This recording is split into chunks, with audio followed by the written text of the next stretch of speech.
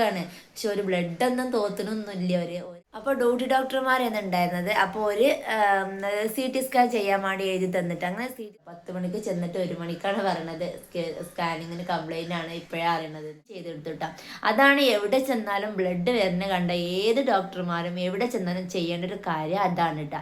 കാരണം നമ്മൾ എവിടെ നിന്നാണോ ബ്ലഡ് വരുന്നത് ആ ബ്ലഡ് ഒന്ന് നീക്കം ചെയ്ത് നോക്കണം. അത് നോക്കാനുള്ള മര്യാദ ഏതായാലും അൽമാസിന് കാട്ടിയേക്കും. പുതിയൊരു വീഡിയോയിലേക്ക് എല്ലാ കൂട്ടുകാർക്കും സ്വാഗതം കേട്ടോ.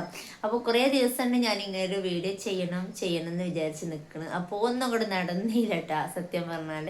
അപ്പോൾ കുറേ ആൾക്കാർ ചോദിച്ചിരുന്നു. നമ്മൾ അച്ചുട്ടിനായിട്ട് ഞാൻ ഹോസ്പിറ്റലിലായിരുന്നു ഒരു പോസ്റ്റ് ഇട്ടിരുന്നു ഞാൻ കേട്ടോ. ഒരു കോട്ടക്കൽ മിംസ് ഹോസ്പിറ്റലാണ് എന്ന് പറഞ്ഞിട്ടുള്ളൊരു പോസ്റ്റ് ഇട്ടിരുന്നു. അപ്പോൾ അതെല്ലാവരും കണ്ടിട്ടുണ്ടാവും. അപ്പോൾ കുറേ ആൾക്കാർ മെസ്സേജ് ഇട്ട് ചോദിച്ചിരുന്നു എന്ത് പറ്റിയെന്ന്. അപ്പോൾ അവരോടൊക്കെ ഞാൻ കാര്യങ്ങളൊക്കെ പറഞ്ഞിട്ടുണ്ടായിരുന്നു. പിന്നെ കുറേ ആൾക്കാർക്ക് നമ്മുടെ നമ്പറും കാര്യങ്ങളൊന്നും ഇല്ലാത്തതുകൊണ്ട് കുറേ ആൾക്കാർ കമൻറ്റിലിട്ട് ചോദിച്ചിരുന്നു എന്താ അച്ചുട്ടിക്ക് പറ്റിയെന്ന്. അപ്പോൾ ഓള് ഇപ്പം ഞങ്ങൾ അടുത്ത വീട്ടിൽ എളാപ്പാൻ്റെ വീട്ടിലൊരു പരിപാടി ഉണ്ടായിരുന്നു, ഒരു ഫംഗ്ഷൻ ഉണ്ടായിരുന്നു, നിക്കാഹിൻ്റെ ഫംഗ്ഷൻ ആയിരുന്നു കേട്ടോ. അപ്പോൾ അങ്ങനെ ആ ഫംഗ്ഷന് വേണ്ടിയിട്ട് അച്ചുട്ടിയും ഞങ്ങളെല്ലാവരും കൂടി ഒരുമിച്ച് പോയതായിരുന്നു. പോയി അവിടെ ഫോട്ടോ എടുക്കലും ഒക്കെ ഉണ്ടായിരുന്നല്ലോ. പെണ്ണിൻ്റെ കൂടെ ഒന്ന് ഫോട്ടോ ഒക്കെ എടുത്ത് ഞങ്ങളെല്ലാവരും ഇങ്ങനെ സ്റ്റെപ്പ് വന്ന് ഇറങ്ങിയായിരുന്നു. അപ്പോൾ സ്റ്റെപ്പ് കോണിപ്പടീൻ്റെ താഴത്തെ 3ാമത്തെ സ്റ്റെപ്പിൽ നിന്ന് ചെറുതായിട്ടൊന്ന് അച്ചുട്ടി വീണിട്ടുള്ളൂ കേട്ടോ. കമയെന്നാണ് വീണത്, മുഖമൊക്കെ താത്തി കമയെന്നാണ്, ബാക്ക് അടിച്ചിട്ടല്ല വീണിട്ടുള്ളത്, കമയെന്നാണ് അച്ചുട്ടി വീണത്. പക്ഷെ അത് അപ്പം തന്നെ കുട്ടിക്ക് ശ്വാസമൊക്കെ പോയിട്ട് ആകെ നല്ലോണം വേദനയൊക്കെയാണ്, ടൈലും ഇതൊക്കെയാണല്ലോ. അപ്പോൾ അതുകൊണ്ട് നന്നായിട്ട് തന്നെ വേദനയൊക്കെ ആയിട്ടുണ്ട് കേട്ടോ. അപ്പോൾ ഇതിൻ്റെ ശ്വാസമൊക്കെ പോയി. അപ്പോൾ ഞാൻ വേഗത്തിൽ ഞാനും അവിടെ കൂടിയ ആൾക്കാരെല്ലാവരും കൂടി പെട്ടെന്ന് തന്നെ ബാത്റൂമിലൊക്കെ പോയി അച്ചുട്ടിനെ നല്ലോണം വെള്ളമൊക്കെ ഒഴിച്ച് കുറേ പുറത്തൊക്കെ ഇങ്ങനെ കൊട്ടി. അപ്പോൾ അവൾക്ക് നല്ലോണം വേദനിച്ചിട്ടുണ്ടെന്നുണ്ടെങ്കിൽ ഈ പെട്ടെന്ന് ശ്വാസം നമുക്കായാലും അങ്ങനെ തന്നെയാണ്, ബോധം പോവും നന്നായിട്ട് തന്നെ വേദനയൊക്കെ വന്നാലല്ലേ. അപ്പോൾ അതേമാതിരി തന്നെ അച്ചുട്ടിക്കും ഉണ്ടായത്, നന്നായിട്ട് തന്നെ വേദന ഉണ്ടായിരുന്നു. കാരണം കമഴ്ന്ന് വീണതാണ്, 3ാമത്തെ സ്റ്റെപ്പാണെങ്കിലും അത്യാവശ്യം ഉയരം ഉണ്ടാവും. അപ്പോൾ അതിമന്ന് ബാക്ക് അടിച്ചിട്ടല്ല വീണത് കേട്ടോ, താന്ന് ചെവിൻ്റെ ഭാഗം സൈഡായിട്ട് കുത്തിയിട്ടാണ് വീണിട്ടുള്ളത് കേട്ടോ. അപ്പം ഞങ്ങളപ്പം തന്നെ വെള്ളമൊക്കെ പാർന്ന് അങ്ങനെ ഓക്കെ ആയി. ഇക്കാടെ അടുത്തേക്ക് ഇക്കാരെ വിളിച്ചെടുത്ത് പേടിച്ചു, എനിക്ക് പേടിയാണ് ഇങ്ങനെ കാണുമ്പോൾ കേട്ടോ. അപ്പോൾ ഞാൻ ഇക്കാനെ വിളിച്ചെടുത്തും അങ്ങനെ ഇക്ക വന്ന് അങ്ങനെ എല്ലാവരും കൂടി ഓക്കെ ആയി. ഡ്രസ്സൊക്കെ ചേഞ്ച് ചെയ്ത് കൊടുത്ത് പിന്നെ കുറച്ച് കഴിഞ്ഞപ്പോൾ ഇങ്ങനെ വലത്ത് ഭാഗത്ത് ചെവിൻ്റെ ഉള്ളിൽ നിന്ന് ഇങ്ങനെ ബ്ലഡ് വരുന്നുണ്ട് കേട്ടോ. അപ്പോൾ പിന്നെ ബ്ലഡ് വരുന്നുണ്ടപ്പോൾ പിന്നെ നമ്മളൊന്നും നിന്നില്ല, പെട്ടെന്ന് തന്നെ അവിടെ നിന്ന് പോയിട്ടോ. മോളെയും കൊണ്ട് ഹോസ്പിറ്റലിൽ പോയി. ഫസ്റ്റ് ഞങ്ങൾ പോയത് മലപ്പുറത്ത് സഹകരണ ഹോസ്പിറ്റലിലേക്കാണ് കേട്ടോ. അപ്പം ഇക്ക ചോദിച്ചു എവിടേക്കാ പോകണമെന്ന്. എനിക്കതിനെ പറ്റി അറിയില്ല, ഏത് ഹോസ്പിറ്റലാണ് നല്ലത് അത് ഇതെന്ന് എനിക്കറിയില്ലല്ലോ. ഞാൻ പറഞ്ഞു എവിടേക്കെങ്കിലും ഹോസ്പിറ്റലിലേക്ക് പോയി എന്ന് പറഞ്ഞത്. അങ്ങനെ ഞങ്ങൾ പെട്ടെന്ന് തന്നെ സഹകരണ ഹോസ്പിറ്റലിൽ പോയി. അവിടെ തലേൻ്റെ ഇബ്രാഹിം എന്നൊക്കെ പറഞ്ഞ് നല്ല ഡോക്ടറുണ്ട് കേട്ടോ തലയുടെ ഒക്കെ. അപ്പോൾ ഇക്കാക്ക് പരിചയമുണ്ട്. അപ്പോൾ അങ്ങോട്ട് ഓടിയിട്ടാ. അപ്പോൾ അവിടെ ചെന്നപ്പോൾ ഒരു നേരിട്ട് തന്നെ ഞങ്ങൾ അവിടെ ബ്ലഡ് ഇങ്ങനെ ഒഴിച്ചുകൊണ്ടിരിക്കുകയാണ്. പക്ഷെ ഒരു ബ്ലഡൊന്നും തോത്തണമൊന്നുമില്ല. ഒരു നേരിട്ട് എങ്ങനെയാ വീണ്, എപ്പോഴാ വീണ്, എങ്ങനെ എത്ര മണിക്കാണ് വീണ്, എത്ര മണിക്കാണ് അവിടെ എത്തിയത്, എത്ര മണിക്കാണ് കൊണ്ടുവന്നത്, അതൊക്കെ ചോദിച്ചിരിക്കുന്നവൻ കുറേ പ്രാവശ്യം പറഞ്ഞ ബ്ലഡ് ഇങ്ങനെ വരുന്നുണ്ട്, ഒന്ന് നോക്കി കുഴപ്പമുണ്ടോ എന്തേ നോക്കി, വെള്ള കളർ കാണുന്നുണ്ട് എന്നൊക്കെ പറഞ്ഞു. ഏതായാലും ഓരോന്ന് CT സ്കാൻ ചെയ്യാന്നല്ല ഡോക്ടർ ഇല്ലായിരുന്നു കേട്ടോ. അപ്പോൾ ഡ്യൂട്ടി ഡോക്ടർമാരായിരുന്നുണ്ടായത്, കാഷ്വാലിറ്റിക്കാണ് നേരിട്ട് കൊണ്ടുപോയത്. അപ്പോൾ ഡ്യൂട്ടി ഡോക്ടർമാരാണ് ഉണ്ടായിരുന്നത്. അപ്പോൾ ഒരു CT സ്കാൻ ചെയ്യാൻ വേണ്ടി എഴുതി തന്നിട്ട് അങ്ങനെ CT സ്കാൻ ചെയ്യാൻ വേണ്ടി ഞാനും ഇക്കയും കൂടി നേരിട്ട് തന്നെ പെട്ടെന്ന് റൂമിലേക്ക് പോയി, സ്കാൻ ചെയ്യുന്ന റൂമിൽ പോയി. അപ്പോൾ ആദ്യം ഇക്കയാണ് അവളെ കൂടെ നിന്നത് കേട്ടോ. അവള് കരയെന്ന് വിചാരിച്ചിട്ട് അപ്പോൾ നല്ല വേദന ഉണ്ടായിരുന്നു ചെവി എവിടെ വേറെ എവിടെയും വേണം, മൂക്കോ തല നെറ്റിയോ ഒന്നും വേദന ഇല്ലായിരുന്നു, ചെവി മാത്രം ഒക്കെ വേദന. ആ ചെവിൻ്റെ ഉള്ളിൽ നിന്നാണ് ബ്ലഡ് വരുന്നതും. അപ്പോൾ ചെവിയാണ് നല്ലോണം വേദന ഉള്ളത്.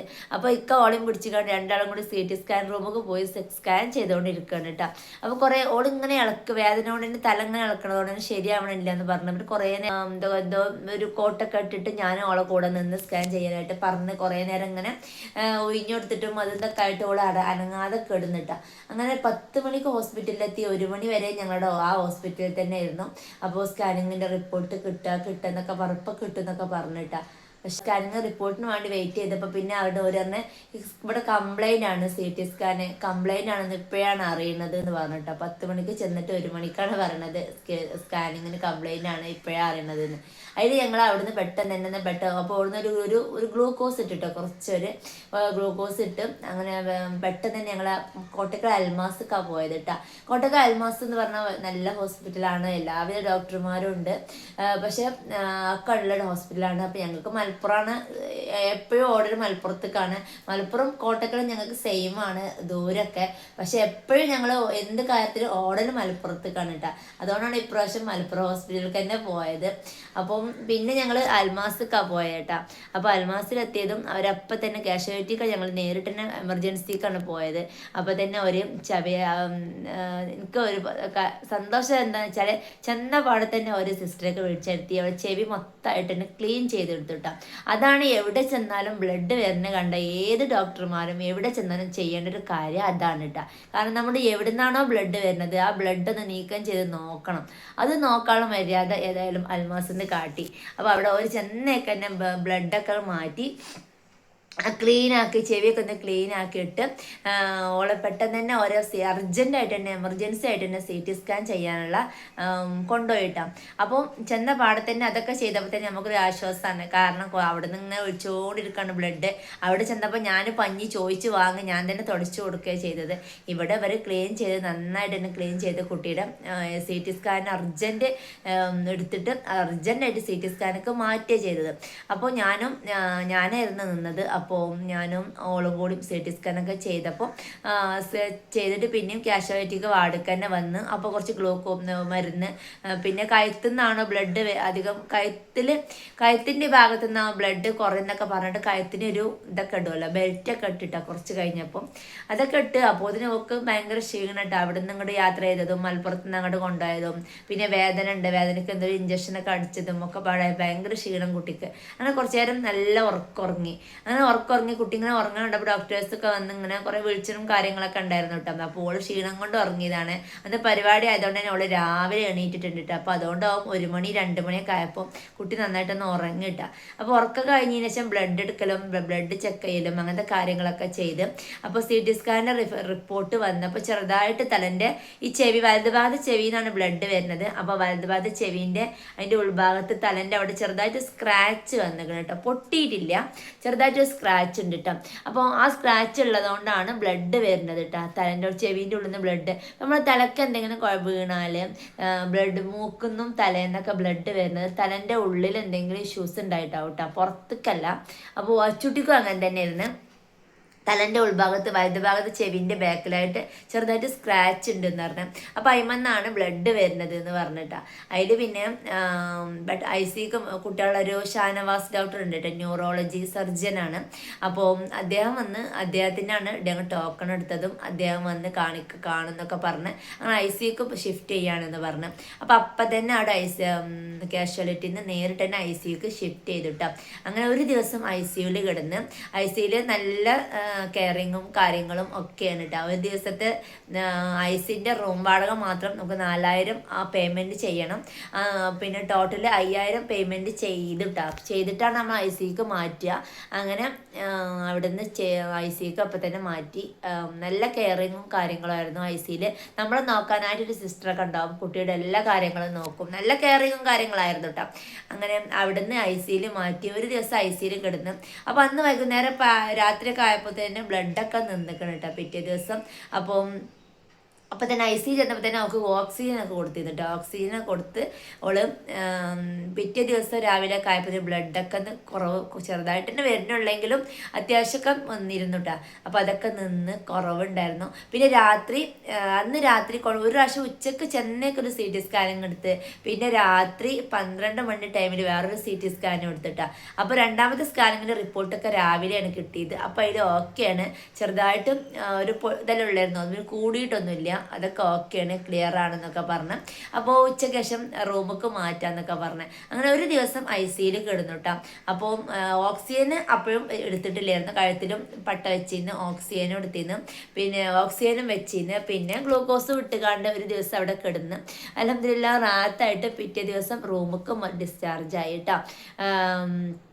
അപ്പോൾ കുട്ടികളെ വാർഡ്, കുട്ടികൾക്ക് സെക്ഷൻ ഉണ്ടല്ലോ അവിടെ അൽമാസിൽ, അവിടെ ആയിരുന്നു ഞങ്ങളെ റൂം.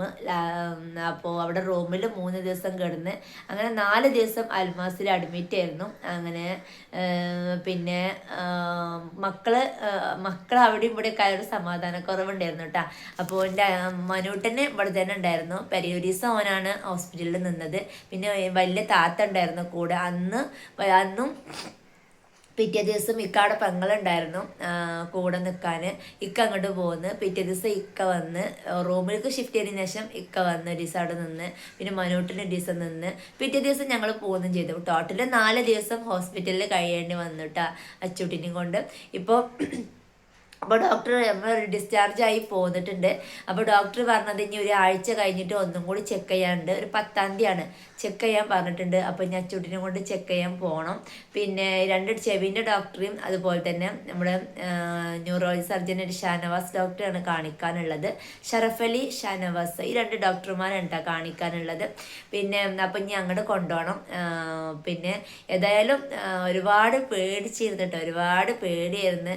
കാരണം നമുക്ക് ബ്ലഡൊക്കെ വരിക, നമുക്ക് ഇങ്ങനെ സംഭവങ്ങളായി മക്കളെയും കൊണ്ട് ഇങ്ങനെ ഹോസ്പിറ്റലിൽ പോവുക വരിക എന്നുള്ള കാര്യങ്ങളൊന്നും എനിക്ക് ഉണ്ടായിട്ടില്ല കേട്ടോ. അപ്പോൾ ഞങ്ങൾക്ക് ഇവിടെ അതുകൊണ്ട് തന്നെ ഭയങ്കര സങ്കടവും ഭയങ്കര പേടിയും ബേജാറും ഒക്കെ ആയിട്ടിരിക്കുകയായിരുന്നു.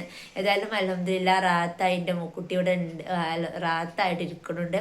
പിന്നെ ഇനി ഒരാഴ്ചക്ക് 10 ദിവസത്തിന് തന്നെ നമ്മൾ സ്കൂളും മദ്രസും ഒക്കെ ലീവ് എടുത്തിക്കണം കേട്ടോ. ഓളി ഇളകണ്ട, അല്ലാണ്ട് ഇളകും. അപ്പോൾ ഇളകണ്ടെന്ന് വിചാരിച്ചിട്ട് സ്കൂളും മദ്രസൊക്കെ ലീവാക്കിക്കണേ. ഇനി കുറച്ച് ദിവസം സ്കൂൾക്ക് മദ്രസക്കൊന്നും പറഞ്ഞയക്കണില്ല. പിന്നെ അതൊക്കെ തന്നെ.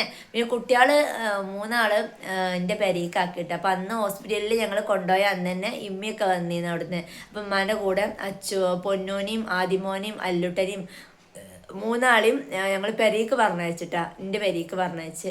അപ്പോൾ അല്ല ഞാൻ അവിടെയും ഇവിടെയൊക്കെ ആകുമ്പോൾ കുട്ടികളിങ്ങനെ പുറത്ത് മണ്ടലും കളിയൊക്കെ ആകുമ്പോൾ കുട്ടികൾ കളിച്ചാൽ പോകുമ്പോൾ പൊന്നൂസൊക്കെ ഒറ്റക്കാവെന്ന് പറഞ്ഞിട്ട് അങ്ങനെ അനിയൻ്റെയും ഇമ്മാൻ്റെയും കൂടെ മക്കളെ 3 ആളെയും അവിടെ ആക്കി. ഞാനും അച്ചും ഹോസ്പിറ്റലിൽ നിന്ന് അങ്ങനെയൊക്കെ ആയിട്ട് ദിവസങ്ങൾ കഴിഞ്ഞു പോയി. അപ്പോൾ കുറേ ആൾക്കാർ ചോദിച്ചിരുന്നു, അതാണ് ഞാനിപ്പോൾ ഇങ്ങനെ ഒരു വീഡിയോ കൊണ്ട് വന്നത്. ഇപ്പോൾ അൽഹംദുലില്ലാ റാഹത്തായിട്ടുണ്ട് കേട്ടോ. അപ്പം നല്ല കെയറിങ്ങും കാര്യങ്ങളാണ് അൽമാസിലെ. കുറച്ച് റിഫയറും പറഞ്ഞിരുന്നത് നല്ല ഹോസ്പിറ്റലിലേക്ക് പൈസ ആവുന്നൊക്കെ. പൈസയൊക്കെ അത്യാവശ്യത്തിന് തന്നെ 4 ദിവസം കൊണ്ട് ആയിട്ടുണ്ട്, പിടിവിട്ടായിട്ടുണ്ട്. ഒക്കെ ശരിയാണ് കേട്ടോ. പൈസയൊക്കെ ആയാലും നമുക്ക് പെട്ടെന്ന് നമുക്ക് ഓടാൻ പറ്റിയ ഹോസ്പിറ്റൽ എന്നുള്ളത് കോട്ടക്കൽ മിംസും കോട്ടക്കൽ അൽമാസും ആണ്. പെട്ടെന്ന് ഇങ്ങനത്തെ കാര്യങ്ങളൊക്കെ മക്കൾ വീഴേ എന്തെങ്കിലും കുട്ടികൾക്ക് എന്തെങ്കിലും പറ്റിയേ എന്നൊക്കെ ചെയ്താൽ പെട്ടെന്ന് തന്നെ നമ്മൾ മലപ്പുറത്തേക്ക് എവിടേക്കും കൊണ്ടുപോകണ്ട. അവിടെ നിന്ന് CT സ്കാനുള്ള സൗകര്യങ്ങളും കാര്യങ്ങളും ഒന്നുമില്ല. അപ്പോൾ സൗകര്യങ്ങളുള്ളതും പിന്നെ നമ്മൾ കോട്ടക്കൽ മിംസ് അതുപോലെ തന്നെ അൽമാസ് അല്ലെങ്കിൽ പെരിന്തൽമണ്ണ അവിടെയൊക്കെ ഉണ്ട് ഈ സൗകര്യങ്ങളും കാര്യങ്ങളൊക്കെ ഉള്ളത്. അവിടെ നല്ലത് പെട്ടെന്ന് സൗകര്യങ്ങളൊക്കെ ഉള്ള ഹോസ്പിറ്റലിലേക്ക് കൊണ്ടുപോവുക, അതേ എനിക്ക് പറയാനുള്ളൂ. അപ്പോൾ എന്താണ്, അപ്പോൾ അത്രയേ ഉള്ളൂ കേട്ടാ. അപ്പോൾ ഇപ്പോൾ ഏതായാലും അൽഹംദുലില്ലാ എൻ്റെ മോള് സുഖമായിട്ടിരിക്കണു. ചെറുതായിട്ട് മുറിയായിട്ടുള്ളെങ്കിലും ആകെ പേടിപ്പിച്ചിട്ട് ICUലൊക്കെ ഇട്ടപ്പോൾ ആകെ ബേജാറായി, ആകെ ടെൻഷനായി, ആകെ പേടിയായി. പിന്നെ ഏതായാലും ഇപ്പോൾ കുഴപ്പമൊന്നുമില്ല, ആൾ ഓക്കെയാണ്. പിറ്റേ ദിവസം തന്നെയൊക്കെ വൈകുന്നേരത്തോടെ തന്നെ ആൾ ഓക്കെ ആയിക്കണ്. അപ്പോൾ അത്രയേ ഉള്ളൂ ഇന്നത്തെ വീഡിയോ എന്നുള്ളത് കേട്ടാ. അപ്പം ഒരുപാട് ആൾക്കാർ അന്വേഷിച്ചു, പ്രാർത്ഥിച്ചു. എല്ലാവർക്കും ഒരുപാട് നന്ദി, താങ്ക്സ്. നിങ്ങളെല്ലാവരും എൻ്റെ മോൾക്ക് വേണ്ടി പ്രാർത്ഥിച്ചതിൽ ഒരുപാട് താങ്ക്സ് കേട്ടോ. അപ്പോൾ അത്രയേ ഉള്ളൂ ഇന്നത്തെ വീഡിയോ എന്നുള്ളത്. അപ്പോൾ കുറേ ദിവസം എടുക്കണം എന്ന് വിചാരിക്കുന്നുണ്ട്. ഓരോ തിരക്ക് കാര്യങ്ങൾ ഒക്കെ ആയതുകൊണ്ടാണ് എടുക്കാൻ പറ്റാതിരുന്നത്. അപ്പം ഇന്നത്തെ വീഡിയോ ഇവിടെ വൈൻഡപ്പ് ചെയ്യാണ്. Okay, by.